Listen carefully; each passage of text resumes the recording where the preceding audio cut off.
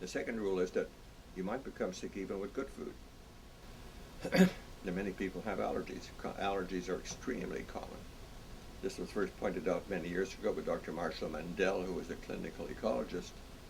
And at that time, 30, 40 years ago, we developed a term called cerebral allergy. This meant that although the food that you eat wouldn't cause rashes and things like that, it would affect your brain and cause depression or schizophrenia or any one of the other psychiatric syndromes.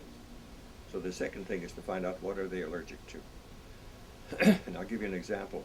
I had a young man. He was 21.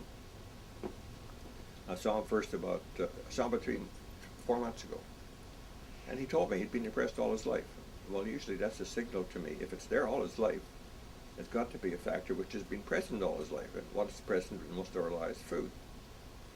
I'm sure you eat the way you did when you were 5, and I tend to eat the same way too. We all tend to consume the diet that we ate when we were children. And he showed symptoms of a dairy allergy, milk allergy. So I asked him to go dairy-free, which he did. And 2 weeks later, he was normal. Depression was all gone. So now we do a challenge test. This is a therapeutic diagnostic test. So I had told him that after a couple of weeks, eat some dairy products, ice cream or whatever you like. 2 weeks after he was on the diet and he was feeling great, he ate some ice cream. And 2 hours later, he was depressed again and had brought back the original depression. Worse than that, an hour after that, he became psychotic.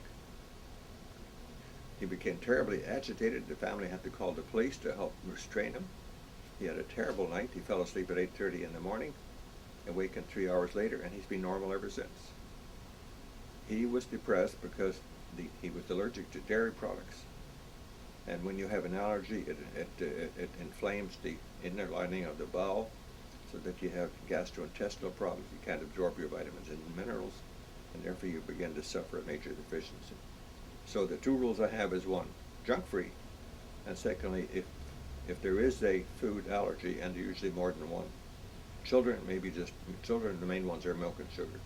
Adults may have milk and sugar and wheat and eggs. Staple foods only are the ones. So that's pretty well the way I use nutrition.